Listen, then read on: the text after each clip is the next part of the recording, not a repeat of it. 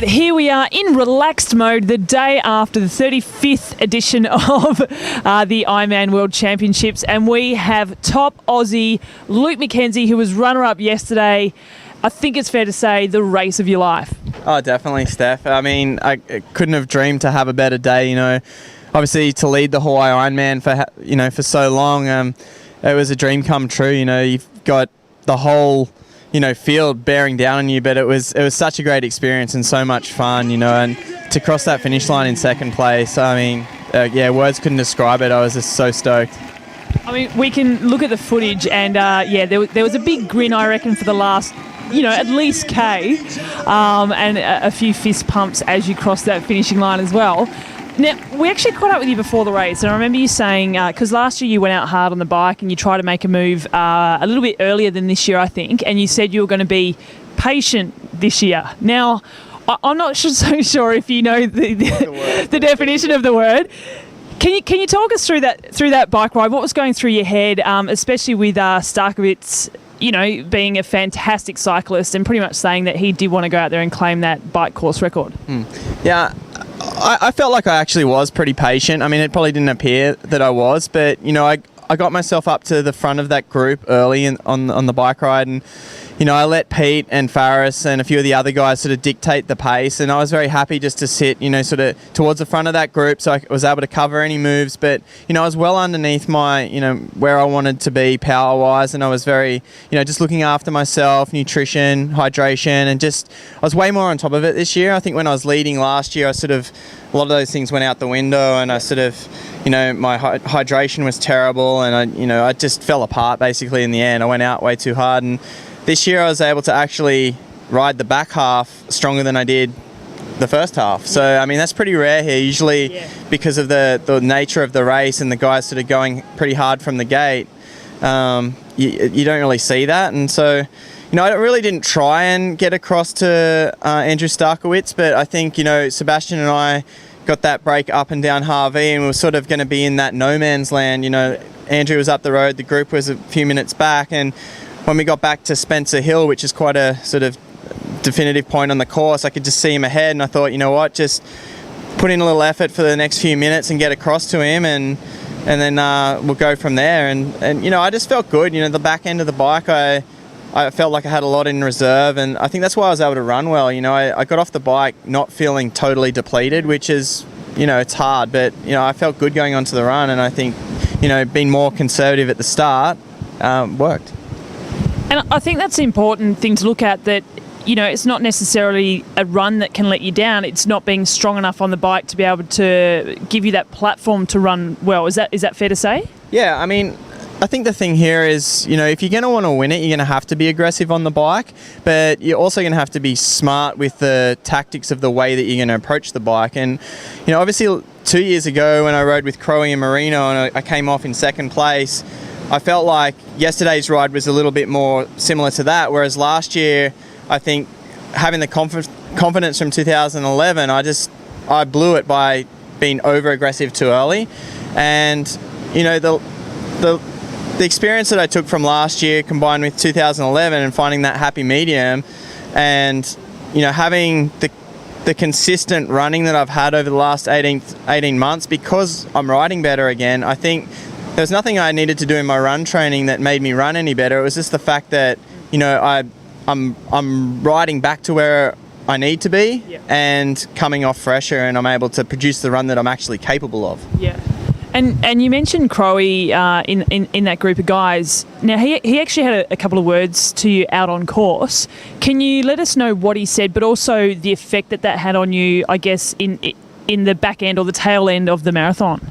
Yeah, I mean, it's very humbling to me for a past champion, to be coming out of the energy lab and he's physically stopping on the side of the road to encourage me. Yeah. So, this is a guy that's in the race that you're racing against, and, he's won this race 3 times, and he's actually stopping for his mate to, give me words of encouragement. And he could see that I was only 40 odd seconds behind Freddie at that point, and he said, mate, you've got to want to suffer to win this. And that's just what I kept telling myself the whole way back along the Queen K, are you suffering? Are you suffering? And I definitely was suffering.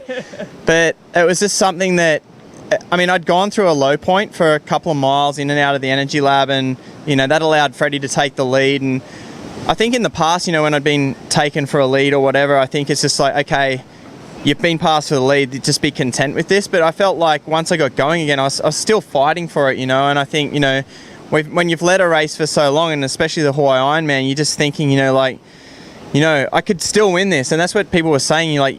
You've seen people get to Ali'i Drive and be on the side of the road. So you just can never give up. So I just made sure that even though Freddie had got past me, that I was, you know, still pushing myself and suffering, like Chloe said, you never know, you know? Yeah. And I just want to go back to that finishing line again. You were emotional. It was a great finish. It could have been a win for all we knew, the way that you reacted. But that's great. That's what you... Second. Yeah. What did you say yesterday? First loser, whatever.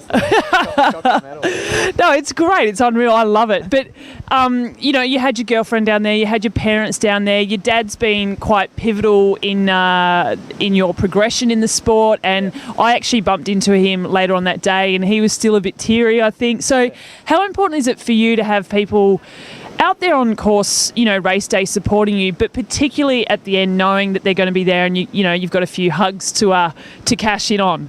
Yeah, I mean, you know, my family has been part of my progression through the sport ever since I started, and, you know, they got me into it basically by taking me out to Foster every year to watch that when I was only 8 years old. And, you know, Mum and Dad have been out here every single year that I've qualified for this race, and they've made it into their annual holiday, and they come out and they, you know, Dad helps me prepare, and, you know, he lives for it. You know, it's a huge part of our family now, and, you know, it's just so rewarding for our family to achieve what we did yesterday, because, you know, having Dad out there on the bike and on the bike while I'm running, you know, words of encouragement, and, you know, he was just, you know, we were all just so happy when we got to the finish line. You know, it's just, it's a family journey, and to have my sister here, you know, she came last minute as a bit of a surprise, and, you know, it was so fitting to have them all there in the finish line and sharing that moment. It's very special.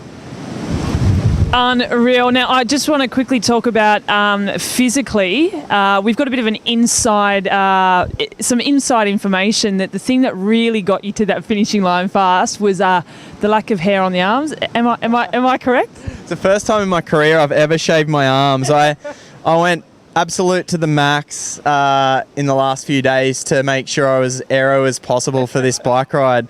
Obviously, we went with the skin suit, we went with the shaved arms, we looked at wheel choice, all that stuff. It was very, you know, I'm very appreciative to Pete Coulson, who's been helping me a lot on the technical aspect side of things. You know, it's a very important part of preparation out here, and I said to him 2 days before the race, actually, I said, do you reckon I should shave my arms? He said, hell yeah. And I was like, all right, I'll shave my arms. So I love it. I don't know, it's just part of it, you know. I think whether it's psychological or whatever, I mean, it felt good, especially even swimming, you know. It felt a bit weird, but yeah, I just thought I'd have a go. Maybe I might do it more often now. I love it. Now, last one, what's next for you? I know that it's a good time to chill out, soak it all up, take it all in, but you're going to be heading back to San Diego, is that right? And then what have you got planned for the next sort of 6 months?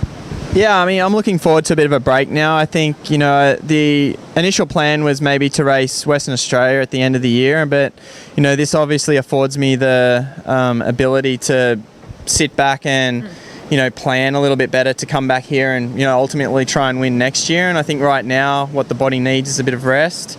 You know, I've already done Cairns and this year, and, you know, getting that extra Ironman out of my body might not be the best thing right now. So I think, you know, a bit of downtime. I'll go back to San Diego and just enjoy getting back in the surf and, you know, just being a normal person for a while, you know, just not having to wake up to an alarm. And, you know, I'll go back to San Diego. I'm coming home to Australia for Christmas, which I'm excited about. But, you know, living full-time in San Diego now, you know, I'm looking forward to experiencing a bit of winter over there. I might even go on a ski trip or something in January just to sort of make sure that I don't, you know, start the year too quick out of the gates, because I really think, you know, I've already been sitting down with my dad and Pete and a few other people that have been sort of advising me along the way, and I think, you know, everything points to, you know, turning up at this race fresh. And I think, that's what I'm going to aim to do next year. So I traditionally race a fair bit, but I think, obviously when you're in the hunt to win this thing, I think that you can't really afford to do that. So it'll obviously come down to a lot of good planning, but I think I'll race a bit less next year and, come back here and try and go one step better. Well, glad to hear you're going to have a bit of a break. You truly deserve it. It was amazing being here. I'm so happy to have been here on the island to watch such an incredible race. And you're still grinning like an idiot. I love it. I love it. No, it's great. Enjoy the rest of the time. I'm sure you'll be partying the house down this evening. I will, yeah. I can't wait to get to Huggos and slam a few shots with you. Deal.